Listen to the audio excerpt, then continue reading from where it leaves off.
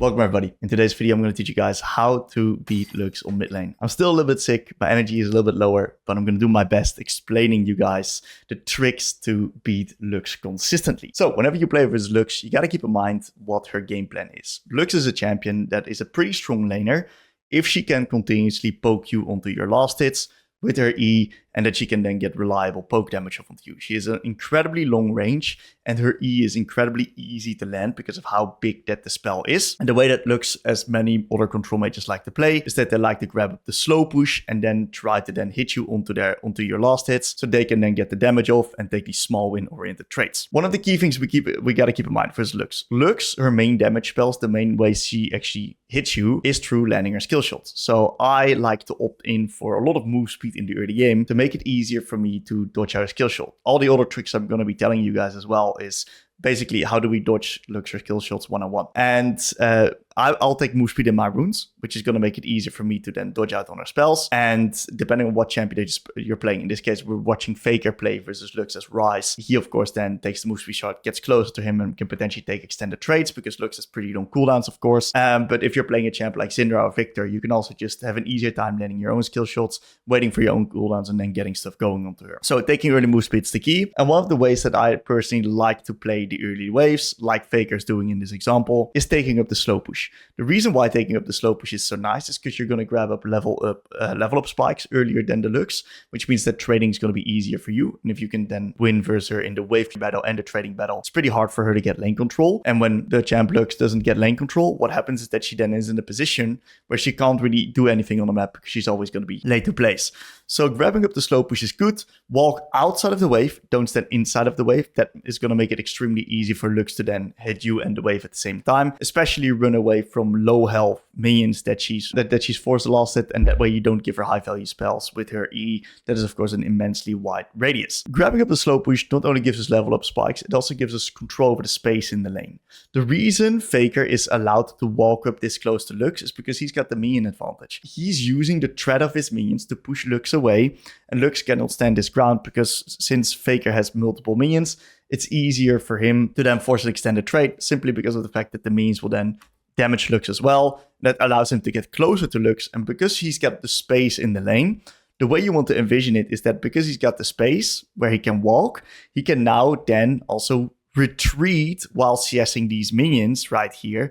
And that way, Lux needs to walk forward to land her E onto the last hits, and that's pretty hard to do. So if you take up the space and if you take up the slow push, it's going to be directly a lot harder for Lux to land her skill shots onto you, rather than if she's pushing into you, because then she can just walk up with the big minion wave. You can't really hit her back, you're forced to walk back, and then you need to walk close to the minion wave into her while she then wants to land her skill shots onto you, and that will put you in a position where you're extremely vulnerable, and it's very easy for her to then land her spells. Of course, key things to keep in mind, right, is also movement. Okay, we talked about two ways to already dodge your spells. We also are going to talk a little bit about movement, because the way that you want to envision playing into Lux is you want to kind of think of her like she needs to throw and hit her spells onto you. If she lands, she deals a shit ton of damage. If she doesn't land, she doesn't, right? And it's easy to dodge the skill shots. That's the idea of the champion as well, that has skill shots rather than Victor, who's got like point and click spells, very consistent, but a lot less damage. If Lux lands her E, she's going to fucking murder you, right? That's the mindset of the difference in quality of spells. So you want to picture yourself as being Lux, and the fact that Lux is going to try to,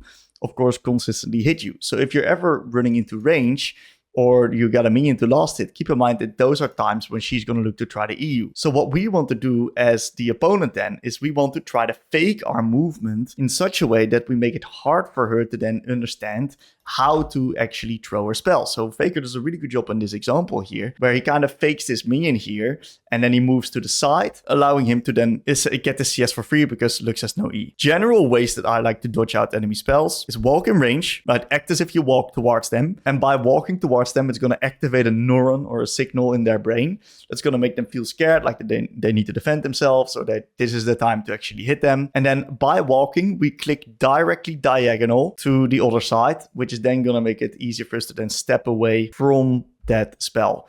Versus Lux, of course, her E is quite large. So the way you'd like to go about it is you'd like to kind of like dance in a circle.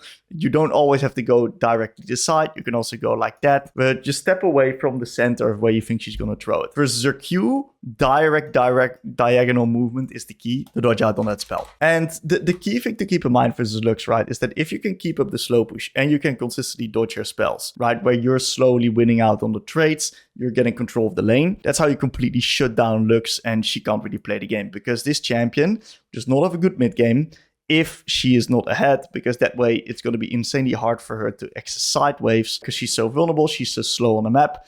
And that makes it very hard for her to play out the mid game. Of course, in lower ranks, there's going to be a lot of A-ramming, and that's why Lux is going to be a lot more effective in lower ranks then as well, of course. But the way you got to keep in mind is that if you play A-ram versus Lux, you're playing into her win con, into her strength. So you kind of want to prevent that and see if you can actually play more into the side lane and drag her towards the side where she's then forcing to respond to the waves. Insanely vulnerable there, not a good side laner. Use that as your strength, as basically any mid laner that you're going to be playing into her. The final thing I want to mention versus Lux is that post level 6, she can of course hard push the wave with her ult if she wants to. E plus R will 100% nuke the wave. You can't really do anything about it. Keep in mind that if she does that right, she will get pry on the wave. She can force free resets. That's totally okay. Mainly focus on the wave state post level 6 and make sure that you always just get first move. And keep in mind that if she brute forces prio with her ult and gets first move through that, she doesn't have an R to skirmish. So force her to use R to get prio, otherwise don't give her prio. Ward her knee properly towards your jungle and see if you can get skirmishes going onto the map, because Lux is not that strong of an early skirmisher, simply because her damage is conditional. It's really easy to flash and dodge out her skill shots and make sure that she has zero impact in these early skirmishes. This is how you beat Lux, guys. Very easy champion to beat once you know the tricks. If you have any other questions, let me know. And if you struggle versus Lux, you probably struggle versus Aurora. So for that champion, check it out right here.